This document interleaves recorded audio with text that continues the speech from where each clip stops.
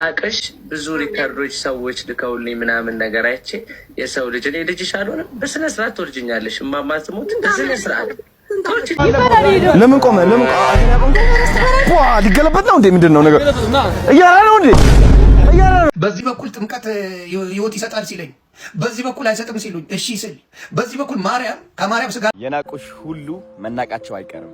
ወይኔ ጉዴ አዶናይ ቲክቶክ አዋርድ አላሸንፍም አለ። አዶናይ ተስፋ ቆረጠ። ኦ ማይ ለምን ቆመ ለምን ሊገለበጥ ነው እንዴ ምንድነው ነገር እያራ ነው እንዴ እያራ ነው እያራ ይባላል ፈንዲያ እየጣለ ነው ፈንዲያ እየጣለ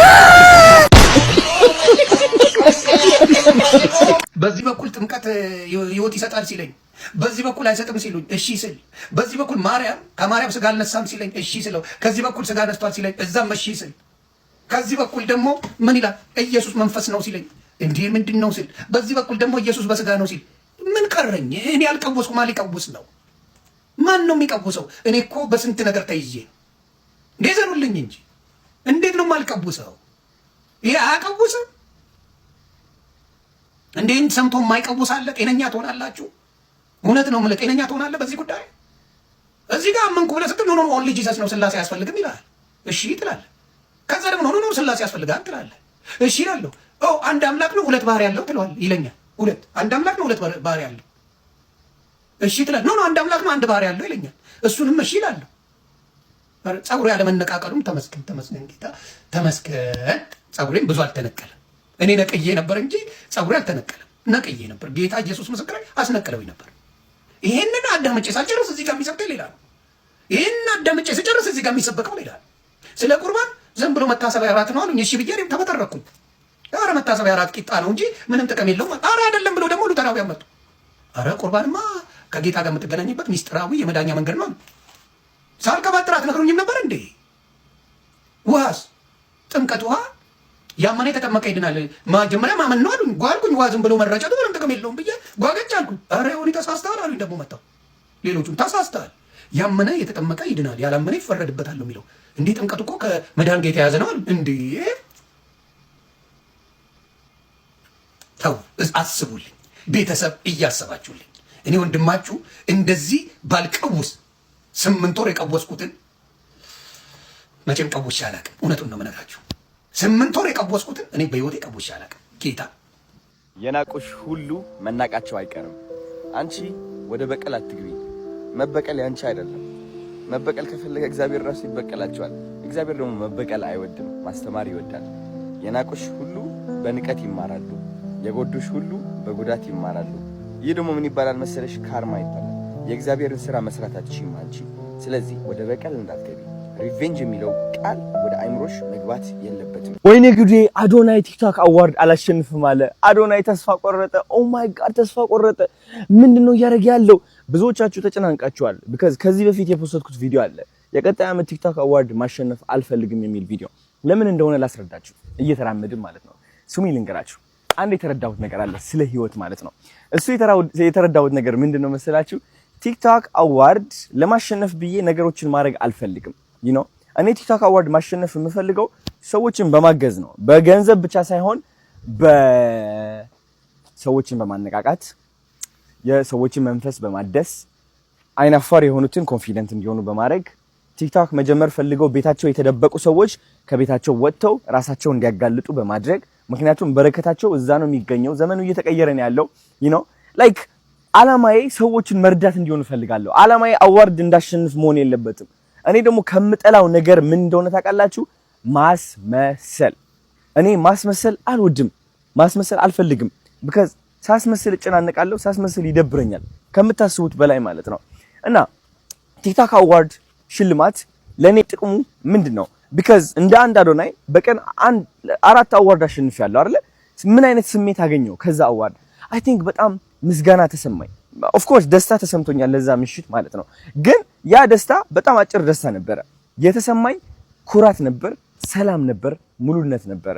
because ያረኩት ነገር ነበር ያ ነገር እንዲመጣ ማለት ነው። ካሁን በኋላ ግን ያ ነገር እውን እንዲሆን ለየት ባለ መንገዱ ነው ማሸነፍ የምፈልገው።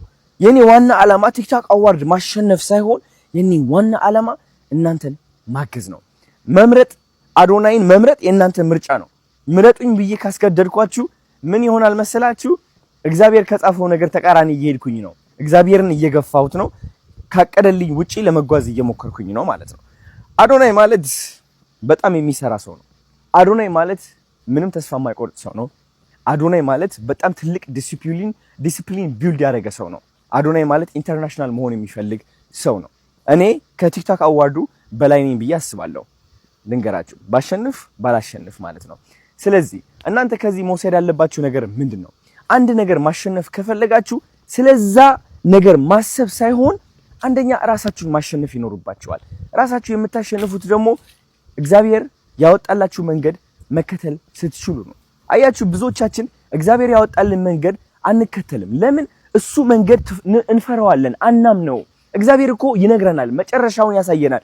ያንተ መንገድ ይህ ነው፣ የምታሸንፍበት መንገድ ይህ ነው፣ ሰላም የሚሰጥህ መንገድ ይህ ነው ይለናል። እኛ ግን በፍርሃት ፈርተን ምን እናደርጋለን? አይ እግዚአብሔር ሆይ ያንተ ያልከኝን ነገር ምስክርነት ስለሌለው እውን እንደሚሆንልኝ እርግጠኛ ስላልሆንኩኝ የራሴ መንገድ አወጣለሁ ነው። የራሴ ነገር አወጣለሁ እንላለን። ያ መንገድ ደግሞ የፍርሃት መንገድ ይባላል። ያ መንገድ የማስመሰል መንገድ ይባላል። እኔ ይህ አዋርድ ለማሸነፍ ብዬ መጣርና መልፋት የለብኝም። እግዚአብሔር ያወጣልኝ መንገድ መከተል ነው ያለብኝ። አሁን ደግሞ እግዚአብሔር ምን ብሎ ነገረኝ? አዶናይ በጣም ብዙ ነገሮች አድርጋል። አሁን ግን ረጋ ብለህ የምትናገርበት ሰዓት ነው። አሁን ረጋ ብለህ ኮንፊደንስ የሌላቸው ሰዎች የምትረዳበት ሰዓት ነው። አሁን ረጋ ብለህ እፍረት የሚሰማቸው ሰዎች፣ በራስ መተማመን የሌላቸው ሰዎች፣ ቁጭት ውስጥ ያሉ ሰዎች የምታግዝበት ሰዓት ነው። አሸናፊዎችን የምትፈጥርበት ሰዓት ነው።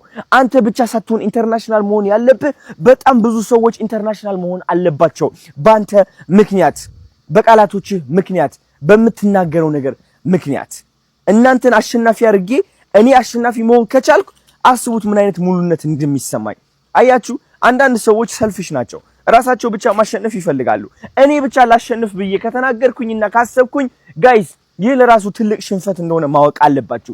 ዛሚንስ እኔ ውድድር ውስጥ እገባለሁ ማለት ነው። ውድድር ውስጥ ደግሞ መግባት አልፈልግም። ቢካዝ አዶናይ ማለት አሸናፊ ነው። የሚያሸንፈው ደግሞ እግዚአብሔር ባወጣለት መንገድ እንጂ የሌላ ሰውን መንገድ በመከተል አይደለም፣ በማስመሰል አይደለም። አሁንስ ገባችሁ? ወዳችኋለሁ። ተስፋ አልቆረጥኩም። ቻው። አንዴ በማርያም እንዳታሳልፉት። እግዚአብሔርን ህይወት ታሪክ ላሳያችሁ። አሁን ለምሳሌ እንደዚህ የምታዩት ዘንቢል እናንተን እንቁላል ሸጬ ሻይን ሸርችሬ የገባው ነው። ግን የኋላ ታሪክ መጨረሻ ላይ እነግራችኋለሁ። የምሬ ነው የምላችሁ። ቀን ቀን የኤሌክትሪክ ስራዎችን ካምፓኒው ስሰራ ቀናት ስል ደፋ ስል ውላለሁ። ማታማ ደግሞ ከ12 ሰዓት ጀምሬ እስከ 1 ሰዓት ሻይን እየሸጥኩኝ ዘንቢል ኮኮሬል እየሸጥኩኝ ምናምን እንትን አደርጋለሁ። ግን ከዚህ ሁሉ ጀርባ ምን እንዳለ ታውቃላችሁ? ለዚህ ደግሞ የእናንተን አካውንት ለማሳደግ ላይ ቤት ይመጣል። ግን ከዚህ ሁሉ ጀርባ ምን እንዳለ ታውቃላችሁ? እኔ የኤሌክትሪካል ኢንጂነሪንግ ከፍተኛ ማዕረግ ተመራቂ ተማሪ ነበር። ግን በህይወቴ ተስፋ አልቆርጥም። ነገ የተሻለ ቀን ላይ መጣ አምናለሁ። ስለዚህ እናንተ አሁን ለገና ሞት ይሻላል ነው ያልተሰብከቱ ወጣቶች፣ የምሬ ነው የምላችሁ። እግዚአብሔር በቃ ወጥራችሁ ሰው ጎንበስ ብላችሁ ሰው ያልፋል። ይሄ እንቁላልና እንትን ይጃለው። ለማንኛውም ሁላችሁ መቻችሁ ላይ ቪዲዮ እያደረጋችሁ አካውንታችሁ አሳድጉሽ።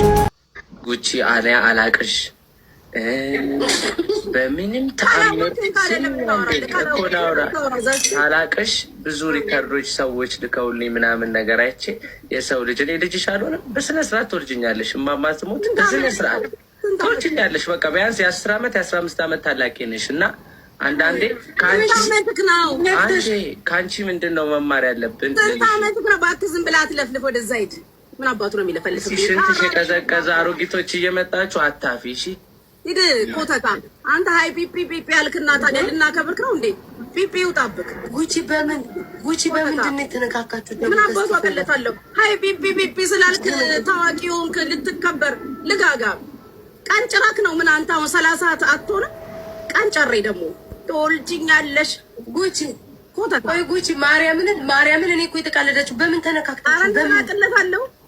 እስጢፎ አሉኝ። አንድ ቀን አላወቅኩትም። ዘፋኙ ስለ ይሄ ሃይ ፒፒ ፒፒ ምን አልኩኝ እና በፒፒ ነው አላቀቅ